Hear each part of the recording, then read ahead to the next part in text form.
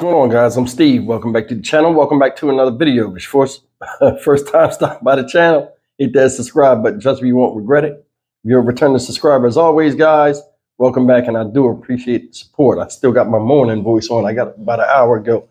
But guys, today, as you all well know, I'll be attending and broadcasting from the funeral of 15-year-old Jocelyn Nungary, young lady out here in Houston that lost her life tragically at the hands of two migrants who are currently under arrest. And I'll be at the funeral today. Now I wanted to show you something real quick. You guys are giving donations, and I appreciate that because I'll be giving donations personally to the family. I went out and got 2 cards today. One card will be from you guys with the donations. Another card will be from me personally. And guys, I appreciate everybody that's donated. You know, you see the under the thing that where you can donate to the family.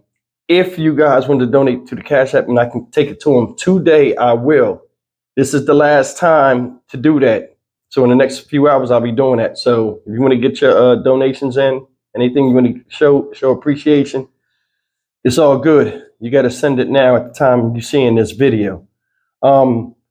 This video right here, I want to talk about a story I was supposed to do yesterday, but I had so many videos. Sometimes, you know, I don't have a chance. But check this out. This happened out in Pensacola, Florida. Shout out Pensacola. And this is an amazing story about the recklessness we see in a lot of young people now when they show hate towards each other. Uncontrolled aggression results in a lot of casualties, and it's usually not the people that the onslaught was intended for. This story right here is a perfect example of that. This story, like I said, was in Pensacola, Florida, where a drive-by shooting happened in a neighborhood about a month ago. Now, a retaliatory drive-by shooting just happened a couple of days ago out there in this neighborhood, which was across from an elementary school. Can you believe that? And it was a park. You know, it was a park in an elementary school. But anyway, this shooting left a 70-year-old woman fighting for her life after being shot in the neck, just being a bystander. Whoever they were shooting at, evidently they didn't hit him because this is the only victim so far. These 3 men then got into a police chase, driving like bats out of hell as usual and going crazy. They were in the police chase, got up on a bridge, looked like a highway bridge, and jumped off the bridge, all 3 of them, including the police dog, following them. 1 man is dead, 1 man is arrested, and the last guy, you know what? Just look. Something you gotta see to believe. A 70-year-old woman is fighting for her life right now. She was shot during a drive-by shooting on Eris Boulevard last night. Escambia County Sheriff Chip Simmons is calling it a retaliation shooting in response to another drive-by attack which left a 21-year-old man dead last week. Now, more than 24 officers were involved in tracking down the shooters yesterday. The chase ended at the Highway 90 bridge at Scenic Highway. 3 suspects jumped from that bridge. One suspect, 22-year-old Trevion Moten, died in that fall. A second suspect was injured and arrested. A third still missing. Jared Willits has the story. This is the dramatic ending to a high-speed pursuit which ended at the Highway 90 bridge. Sheriff's deputies using a series of pit maneuvers to stop the people they say were in a stolen car and had fired shots about 6:30 Monday night. Minutes earlier, that shooting was captured on camera. You can see the shooter sticking his arm out of the back rear window of the vehicle. We know we had 40 rounds that were fired. The suspects sped off. Hot on their trail, Escambia County deputies, Pensacola police, and troopers from the Highway Patrol. We are chasing killers at this point, and we are not going to stop.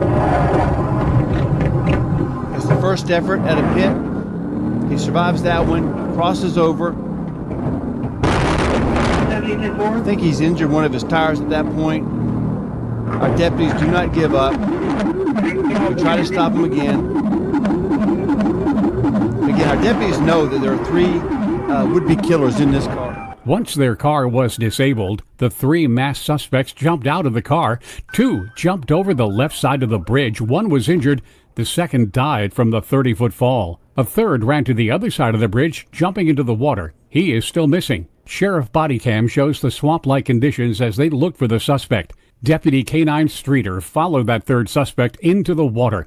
He was injured, but is expected to be okay. He's a bit of a hero because he did what all of the men and women at the sheriff's office do. They don't stop until they catch the bad guy. Inside the crashed car on the bridge, deputies found 2 handguns and an assault rifle. So, put two and two together. We had 223 rounds, handgun rounds fired at the drive-by shooting that happens minutes before this. So we certainly think that we can connect these weapons to that drive-by shooting. Back on Harris Boulevard, evidence markers littered the scene, where the 70-year-old woman was shot and seriously injured. Investigators are now looking at the shooting as a retaliatory attack.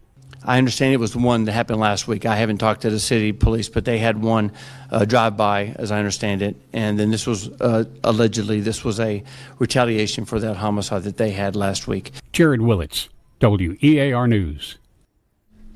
Sheriff Simmons credits some of the technology now in place in town, specifically the shot spotter microphone detection system and good police work with tracking down those suspects. And the search continues for that third suspect in the shooting. Investigators were back at the Highway 90 bridge on Scenic Highway today.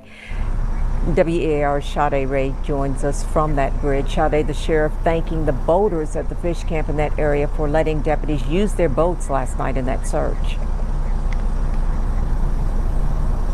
Yes, Sue, Sheriff Chet Simmons says once the suspects jumped from this bridge, you can see the drop. Once they hit the water, deputies were already working to find them. They had resources on the ground, in the water, and in the air trying to find them. Now, our cameras captured investigators out here this afternoon searching the area. That one suspect still missing today has not been identified. I went out to the nearby fishing camps, but haven't seen too many people out here. One family I spoke with says they were just coming in today and had no idea about what happened yesterday. Another man tells me he didn't see anything, but says he couldn't believe someone would jump from this bridge, so he came out to see it for himself. Now, we're staying on top of this story, and as we get more information, we'll keep you updated both on air and online. Live in Escambia County, Sade Ray, WEAR News.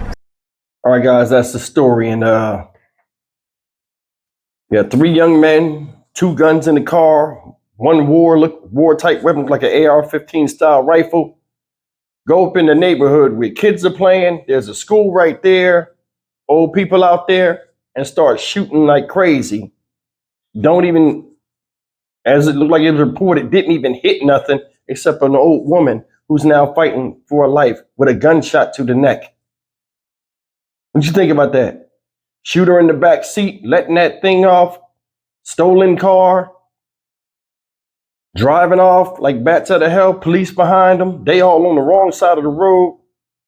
Jump out the car in an attempt to get away and jump off a bridge without even looking. One person died from the fall. The other person got injured, landed in there and was arrested. And last person that jumped in is missing. They got boats going up and down the thing because they presume he's gone. So I don't know if he was caught or not, because this story aired day before yesterday, but just shows the destructive, reckless nature that a lot of young people have in where they already are ruining their potential and have no problem contributed to the ruining of society in their own selfishness of wanting to be tough or trying to get back revenge for somebody that was doing dirt like they are in the street. I don't see no end to this, man. And I wish I could fix this type of stuff, man. But the reckless behavior of people out here right now is just wild. I mean, you can say whatever you want. Oh, the police ain't doing enough, or this. The cops can't be everywhere and everywhere at once. And then it's every person's responsibility to put the best into their children and control their children's surroundings, meaning who's their children around, like vetting who their children are around. And I think the lack of parenting comes from typically selfishness. A lot of people are having babies at young age. Babies take up a lot of your time. People still have lives that they want to live and have fun, things they want to do. And sometimes these children get neglected. And with them being neglected, other influences are easily manipulating these kids. And then as they grow up, they're trying to figure out life on their own because the parents are too busy out there doing what they're trying to do. Now, do I know if this is the situation? No, but I do know you got 3 young men here Out of those 3 young men, something's missing out of their life that was essential for their growth, from them being small to where they are now, being hell raisers. They shot a 70-year-old woman in the neck that didn't have anything to do with it, probably never even seen it coming. Can you imagine just being outside? By the time you hear the shots, you got a searing pain in your neck. Feel like you drowning in your own blood and you don't know whether you're going to make it or not. And then you got some kids just screeching off, not knowing if they hit the right person or not. Reckless behavior. It's like people will kill at will for the most ficklest things, and things that a lot of times are not even worth fighting over, let alone taking somebody's life. I'm about to go to a funeral today for a child that, should still be here, and fell under the victim of people like this. Not to the extreme, but the same type of mindset where they think about themselves first, and whatever they want, and they will run through anybody to get it. It's upsetting how selfish people are now. These people, young people, throwing their life away. Could have been anybody. If they wanted to trade ages, I would gladly trade ages. With the knowledge and wisdom I have right now, at their age, I'd be a beast out here. With the financial knowledge and things I know and learned about life, everybody wish they had a second chance. That's why older people frown upon this type of stuff, because you don't know how good you got it. I'm 51 years old. Somebody 81 years old won't tell me how. I don't know how good I got it. So me telling somebody 21 years old is the same thing. The world is evolving while a lot of us mentally are going backwards. Regardless of if you hear or not, the earth gonna keep spinning. Trains keep moving, cars keep moving, and people keep living. Every time you upset or something, the world don't revolve around you. Natural order of things is going to always be in order, with or without you here. So to take matters in your own hands and feel as though the world and the sky is falling down on you for you to go and do some crazy stuff to somebody else, and a lot of people that ain't got nothing to do with it, out there in public at that, it's unacceptable. Nothing you can say can make this right. No matter how mad you are, there's always ways to resolve conflict. I'm Stock Market Steve for the Dynamic Reason channel. As always, like, comment, share, and subscribe. Pray for the victim. She didn't deserve that. I'll see you in the next video. Take care.